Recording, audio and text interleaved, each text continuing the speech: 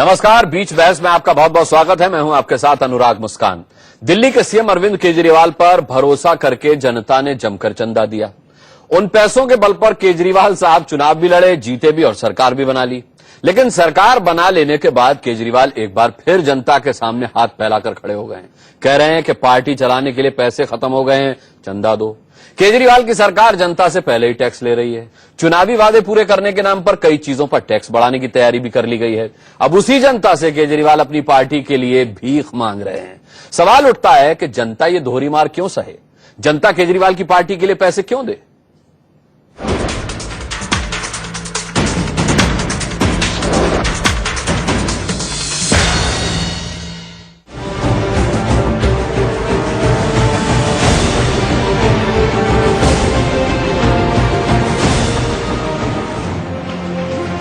दिल्ली के सीएम अरविंद केजरीवाल की पार्टी के पास पैसे खत्म हो गए। केजरीवाल दिल्ली की जनता से कह रहे हैं, चंदा दो, पार्टी चलानी। आपसे पैसा लिया, अगर किसी का आज हमारे ऊपर एहसान है तो वो आप लोगों का है। आपसे पैसा लिया और आपका एहसान हम पूरा कर रहे हैं। अब सरकार बनने के बाद जितना पैसा थोड़ा बहुत बचा हुआ था पार्टी के पास वो खत्म हो गया। अब हमें पार्टी चलाने के लिए भी पैसा चाहिए, आगे डे टू डे खर्चों के लिए भी पैसा चाहिए।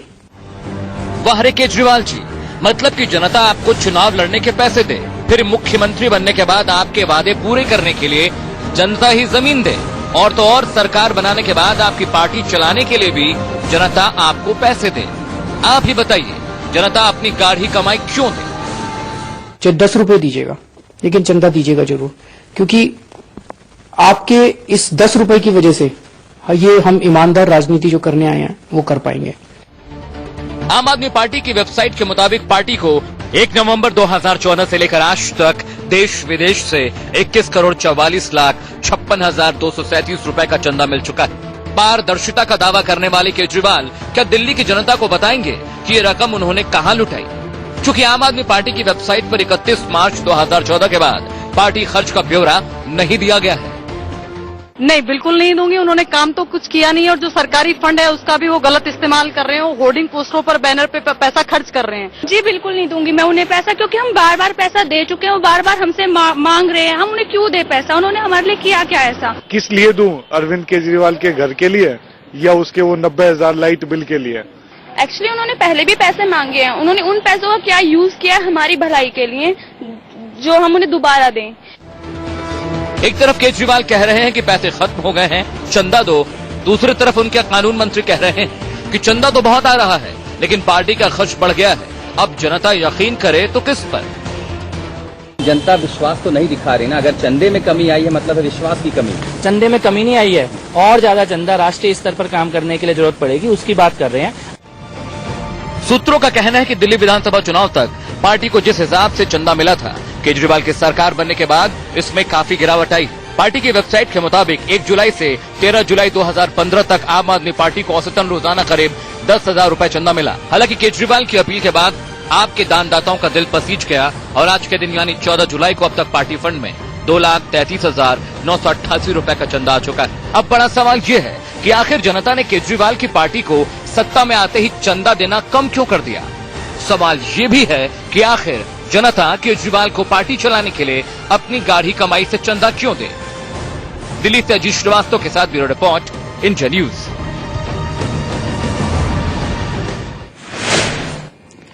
तो केजरीवाल जनता की अदालत में एक बार फिर झोली फैलाकर खड़े हैं, लेकिन जनता का रिएक्शन आपने देख लिया। पैसे पेड़ पर नहीं उगते जो जनता जब केजरीवाल मांगे उन्हें दे दें। एक ने तो यह तक कहा कि बिजली का बिल चुकाने के लिए पैसे मांग रहे हैं केजरीवाल। बहरहाल राजीव बब्बर साहब हमारे साथ हैं, भारतीय जनता पार्टी दिल्ली के स्पोक्स पर्सन। आलोक शर्मा मेरे साथ हैं, स्टूडियो में मौजूद हैं, कांग्रेस के स्पोक्स पर्सन। दोनों ही का हम बहुत बहुत स्वागत करते हैं। राजीव बब्बर जी, ऐसी सरकार हमने पहली बार चलती देखी है कि पैसे खत्म हो गए, भाई पैसे दो, पार्टी चलानी है, सरकार चलानी।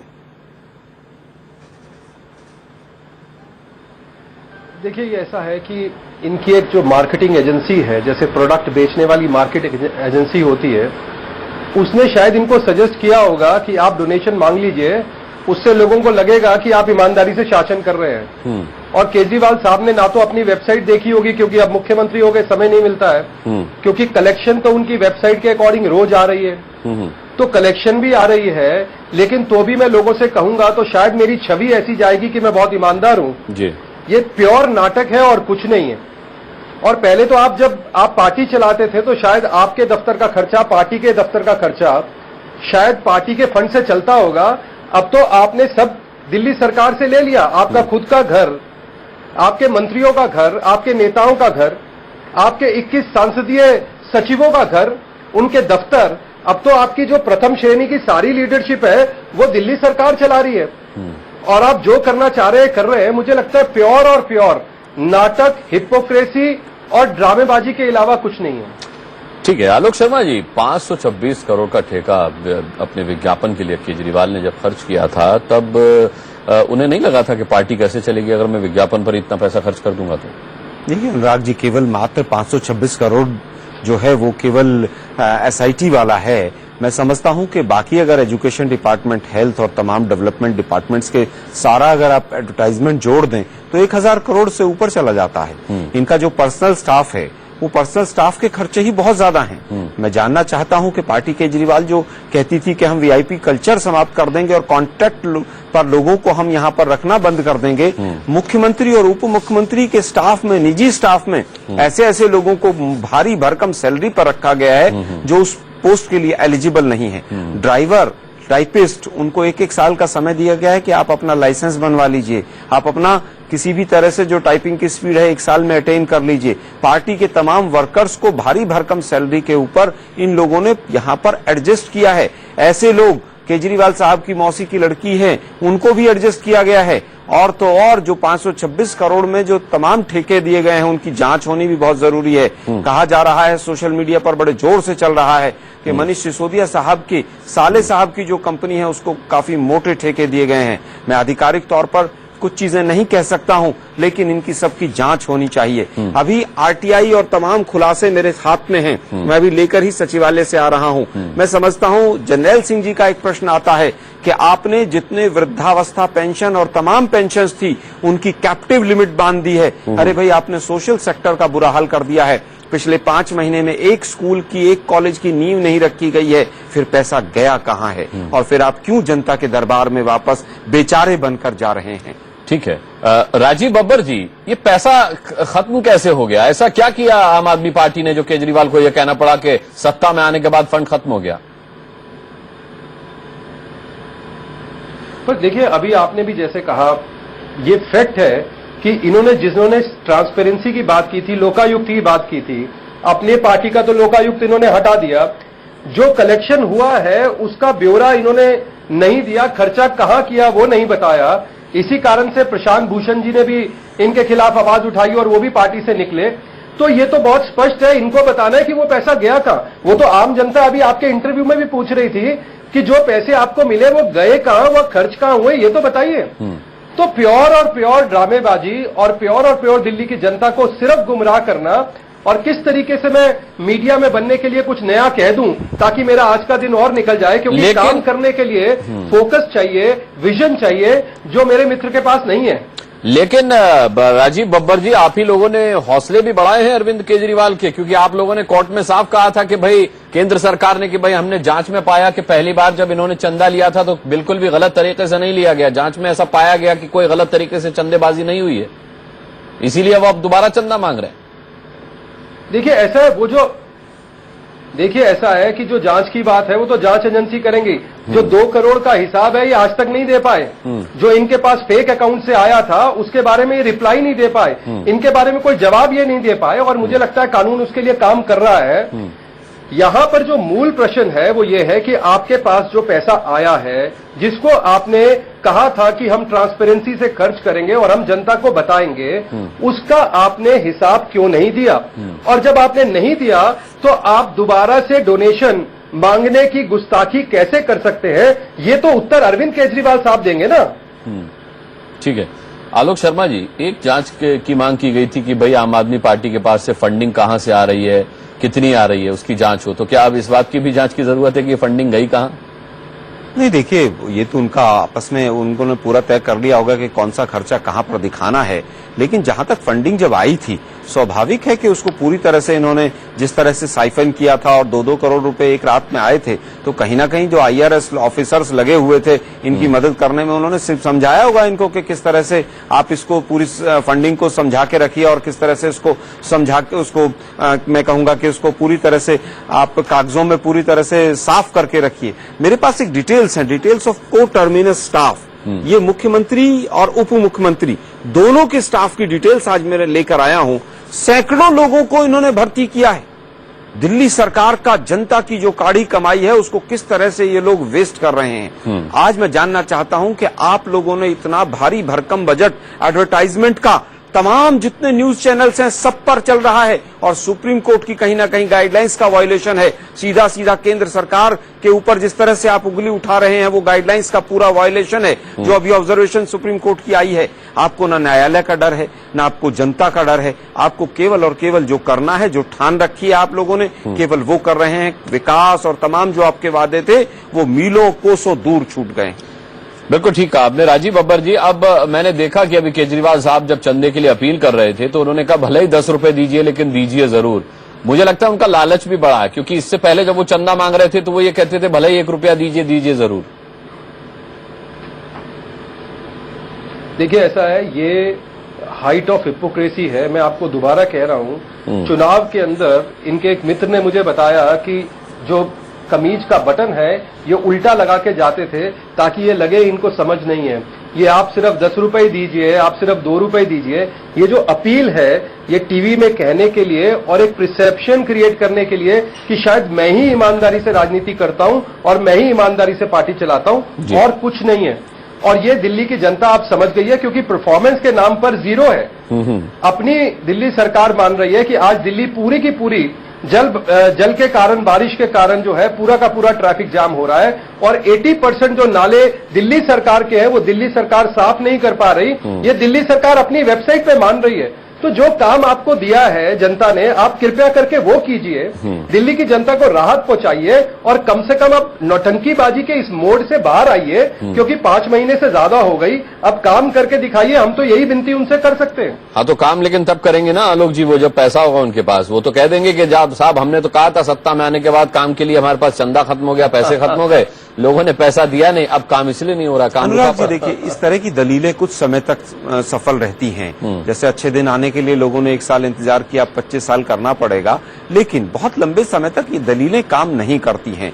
पार्टी केजरीवाल जिस तरह की बातें कर रही है, धीरे धीरे एक्सपोज हो रहे हैं वो लोग। अभी तक किसी को नहीं पता था कि 526 करोड़ का बजट है, लेकिन RTI, सूचना का अधिकार और तमाम कानून है, आपकी तमाम चीजें अब जो है बेनकाब होती चली जाएंगी। धीरे धीरे ये भी पता चलेगा कि कौन से प्रोजेक्ट शुरू हुए और कौन से नहीं हुए, और कौन से जो शुरू हुए उनके लिए फंडिंग है कि नहीं आपके पास। आपने बड़े एडवर्टाइजमेंट दिए कि साहब हमने एजुकेशन का बजट बढ़ा दिया। अब दिल्ली की जनता तय करेगी क्या वास्तव में उनके बच्चों को एडमिशन मिलना शुरू हो गया है, क्या वास्तव में अच्छे टीचर्स की भर्ती हो गई है। मैं तो अभी दिल्ली सबऑर्डिनेट सिलेक्शन बोर्ड की वेबसाइट भी देखता हुआ आ रहा था।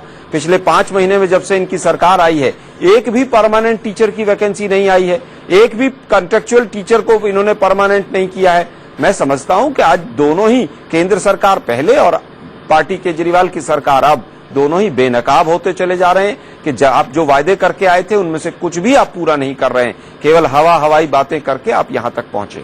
बिल्कुल, और पिछले दिनों बजट में भी ये संकेत मिला था राजीव बब्बर जी कि महंगाई बढ़ेगी, वैट बढ़ेगा। इन तमाम बातों के बाद कि भाई महंगाई हम कम करेंगे, आपने महंगाई बढ़ाई, राजस्व आपके पास आने का जरिया आपने खोले, लेकिन उसके बाद भी आप रो रहे हैं कि हमारे पास पैसा खत्म हो गया। क्या आपको लगता है कि ये एक बहाना हो सकता है विकास कार्यों से मुंह मोड़ने का, कि कल को जनता हमसे सवाल न कर ले कभी आपने इतने बड़े बड़े वादे तो किए, पूरे क्यों नहीं किए? देखिए, एक तो छोटी सी बात मैं आलोक जी का उत्तर दे दूं। केंद्र सरकार के आने के बाद देश की GDP भी बढ़ी है, महंगाई भी कम हुई है और देश में तरक्की भी हो रही है। अब इस बहस को फिर बाद में करेंगे, लेकिन हमने सुना देश नंबर 1 25 साल में बनेगा। आज सुना हमारे दिल्ली के वित्त मंत्री, हाँ, दिल्ली के अंदर जब वित्त मंत्री स्पीच दे रहे थे तो आपने अगर उनकी स्पीच सुनी हो तो उन्होंने कहा जी हमने गली गली में जाकर हमने सबसे राय ली और राय लेने के बाद हमने बजट बनाया, और बाद में अपनी स्पीच में बोले कि हमारे पास 1500 सुझाव आए थे। तो क्या है ये जो हिपोक्रेसी है, ये जो प्रेजेंटेशन है, जैसे आलोक जी ने कहा, मैं सहमत हूं इनसे, ये ड्रामेबाजी बहुत दिन नहीं चलेगी क्योंकि दिल्ली की जनता इसको समझ रही है। ग्राउंड जीरो पर जाकर दिल्ली को राहत नहीं मिल रही है और आपने चालाकी से जो वैट का जो कैप है वो 30% अपने पास अपनी जेब में डंडा चलाने के लिए रखा है, तो आपकी नीयत वैट घटाने की तो है नहीं, कहीं ना कहीं वैट का डंडा मारने की जरूर है। ये सामने सबको पता चल रहा है। तो ये जो नाटकबाजी का दौर है, मुझे लगता है दिल्ली की जनता अब इसको समझ रही है और ये जल्दी खत्म होगा। पूरी बजट की जो स्पीच थी, उस स्पीच में नौटंकी और ड्रामेबाजी के अलावा कुछ रियलिटी नहीं थी। जी आलोक शर्मा, क्या लगता है जनता इस बार चंदा देगी?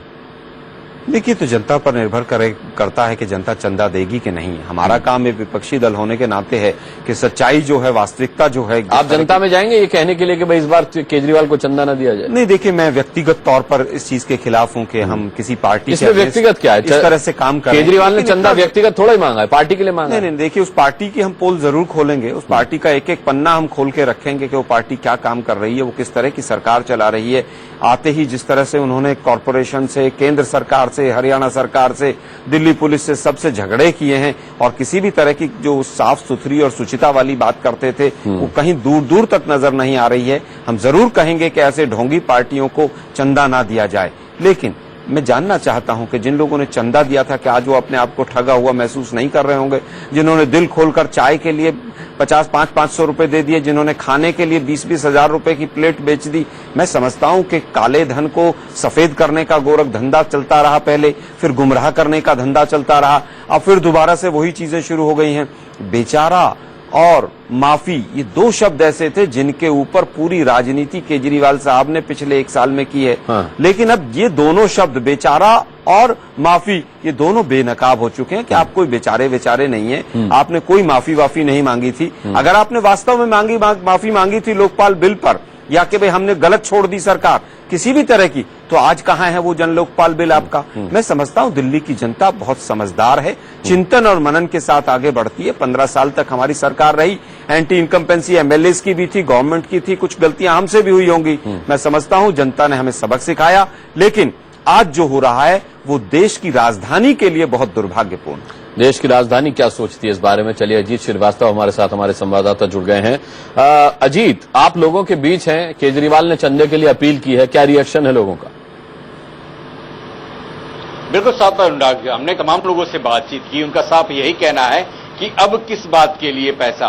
पहले तो हमने दिया, 2 बार पैसे दिए, दोनों बार में क्या कुछ हुआ? अब सरकार आपकी है, सरकार के बाद से आप तमाम काम कर रहे हैं, बैनर पोस्टर पे इतने करोड़ों रुपए जा रहे हैं, 526 करोड़ रुपए आपने सरकारी मद में रखे हैं अपनी पब्लिसिटी के लिए, तो फिर पार्टी के लिए पैसे क्या जरूरत है? क्या ऐसा काम किया है? मेरे साथ तमाम युवतियों से बात हुई, उनका यह कहना था कि महिला सुरक्षा की बात करते हैं, लेकिन कहां है सुरक्षित? अभी भी दिल्ली में रेप की वारदातें लगातार हो रही हैं। आपने तमाम हंगामे किए थे, लेकिन क्या कुछ हो रहा है? आपने लगाम नहीं लगा पा रहे हैं। फिर वही कहते हैं कि हमारे साथ केंद्र सरकार नहीं साथ दे रही है। बार बार दूसरों पे ढींगरा फोड़ने के सिवाय कोई काम नहीं कर पा रहे हैं। आखिर वजह क्या है? चंदा किस बात में दिया जाए? सवाल यही खड़े हो रहे हैं। लोगों का यही जानना है कि चंदा किस मद में दिया जाए। कोई ये काम गिनवा दे अरविंद केजरीवाल उनकी सरकार कि हमने ये काम किया है और ये काम आगे हम करने वाले हैं, तो उसके मद में हम चंदा दे भी दे, लेकिन शायद कोई काम गिनवा ना पाए, इसलिए जनता ये सवाल खड़े कर रही है। अनुराग। राजीव बब्बर, क्या आप जाएंगे जनता के बीच में इस अपील की पोल खोलने के लिए, या ये बताने के लिए कि अब जनता केजरीवाल को चंदा न दे? देखिए, ऐसा है कि हमें जनता के बीच में कम से कम इस पोल को खोल के जाने की जरूरत नहीं है, क्योंकि ये तो विषय जनता को समझ में ही आ रहा है। मुझे तो लग रहा है कि कहीं ना कहीं राजनीतिक काम करके डोनेशन लेने का एक तरीका केजरीवाल साहब दिल्ली सरकार में बनाना चाहते हैं। कहीं कुछ लोगों को, कुछ घरानों को फायदा देकर मुझे लगता है पार्टी में चंदा मांगने की जो अपील कर रहे हैं, कहीं ये एक गोरख धंधा ना दिल्ली में खड़ा कर दें। मुझे तो इसका डाउट हो रहा है, क्योंकि जिस तरीके से मुख्यमंत्री अपील कर रहे हैं कि आप पैसा दीजिए, तो कहीं ऐसा तो नहीं जिन बिजनेस हाउसेस को, जिनको ये इलीगल तरीके से नौकरी दे रहे हैं, उनको ये आह्वान कर रहे हैं कि कुछ हिस्सा मेरी पार्टी को दे दीजिए? क्योंकि अब इस आदमी पर यह यकीन नहीं किया जा सकता कि ये किस हद तक जा सकता है और क्या खेल खेल सकता है। मुझे नहीं लगता कि हमको जाकर जनता को कहना चाहिए कि इनको चंदा ना दिया जाए। दिल्ली की जनता समझदार है, भारतीय जनता पार्टी अपने विकास की राजनीति को लेकर आगे जाएगी। दिल्ली की जनता से डेफिनेटली भूल हुई है, क्योंकि जिस तरीके की ताकत इनको मिली थी, यदि ये काम करके परफॉर्मेंस दिखा के, और अभी जो बात आई, ऐसा 10 साल हुआ है जब केंद्र में सरकार किसी की है और दिल्ली में सरकार किसी की है, वहां पर भी टकराव हुए, लेकिन टकरावों को आपस में सुलझा लिया गया और काम किया गया। यहां पर इस सरकार को बनने के बाद जानबूझकर टकराव करने का काम, वो चाहे किसी माध्यम से किया जाए। मैं कई बार पूछता हूं और इनके लोग उत्तर नहीं दे पाते कि पीडब्ल्यूडी तुम्हारे पास है 100%, जल बोर्ड आपके पास है, एजुकेशन आपके पास है, लोगों का सोशल डिपार्टमेंट जो है वो आपके पास है, राशन का डिस्ट्रीब्यूशन आपके पास है। वहां किसी केंद्र सरकार का कोई भी हस्तक्षेप नहीं है। वहां जो नौकरियों पे आप लोगों को रख रहे हैं या नहीं रख रहे हैं, तो ये बात जनता के पास लेकर जाइए ना, कम से कम ये जनता के पास लेकर जाइए। केजरीवाल तो आज भी जनता पर भरोसा करते हैं, कहते हैं कि जनता उनकी है। लेके जा रहे हैं। ऐसे 100 चीजें हैं जो दिल्ली सरकार को करनी है, 100% उनको पावर है, वो नहीं कर रहे हैं। तो ये चीजें जनता को भी समझ आ रही है और हम वो चीजें, वो बातें जनता के बीच में लेके जाएंगे, ना कि ये चंदा जो है केजरीवाल को ना दे। मुझे लगता है जनता खुद तय करेगी और थोड़े दिन में सामने आएगा कि इनके साथ क्या हो रहा है। जी आलोक जी, क्या ऐसा होगा? देखिए, मैं समझता हूं कि दिल्ली की जनता ऑलरेडी काफी कुछ समझ रही है। आपने जिस तरह से पहले किसानों के साथ ड्रामेबाजी की कि हम आपको मुआवजा हिंदुस्तान का सबसे ज्यादा देंगे, आप जाकर किसी भी तहसील में, किसी भी एसडीएम ऑफिस में जाके पूछिए, किसी गांव में 2 लोगों को मिला है, किसी गांव में 4 लोगों को मिला है। केजरीवाल तो कहते हैं कांग्रेस और बीजेपी उनकी छवि खराब करे दिल्ली में। देखिए, मैं समझता हूं कि वो केवल ध्यान भटकाने के लिए, कभी केंद्र सरकार से झगड़ा, कभी किसी से झगड़ा, और लास्ट में उनको कहने का ऑप्शन मच जाए। देखिए, मैं तो बार बार कहता ही जा रहा था, मैं तो आम आदमी हूं, केंद्र सरकार काम नहीं करने दे रही थी। अरे भाई, आपको लॉ एंड ऑर्डर, पुलिस और लैंड, इन 3 को छोड़कर बाकी सभी कुछ आपके पास है। आपने कौन से 5 महीने में तीर मारे हैं? कल जैसे राहुल गांधी जी वहां पर गए थे, अब वो जो बिल 2014 का आया था वो आज तक आपने नोटिफाई नहीं किया, जबकि आपने पूरा ढोल ढपाड़े के साथ गरीब लोगों का वोट मांगा कि हम तो रेहड़ी पटरी वालों के साथ चलने वाले हैं और पुलिस से हम इसको करप्शन से बचाएंगे। लेकिन आप कदम तो एक भी नहीं उठा रहे हैं। आप या तो आपसी विवादों में उलझे हुए हैं, या कहीं ना कहीं आप केवल प्रचार ऐसा करना चाहते हैं कि हम काम करते दिखें, और ग्राउंड पर रियलिटी में 0 काम हो रहा है। मैं आज जो आरटीआई के पेपर्स लेकर आपको दिखा रहा था अभी इंडिया न्यूज के दर्शकों को, इसमें पूरा स्पष्ट होता है कि एक सफाई कर्मचारी भी अगर मुख्यमंत्री और उप मुख्यमंत्री के वहां पर लगा है तो वो भी कॉन्ट्रैक्ट पर लगा है। इनको ना किसी से भरोसा है, आपस में लगता है सबने एक दूसरे के स्टिंग ऑपरेशन कर रखे हैं। कहीं ना कहीं पूरा गड़बड़ झाला है। लेकिन दुर्भाग्यपूर्ण है कि देश की राजधानी में ये लोग बैठ गए हैं, 67 विधायक हैं, जनता ने चुना है।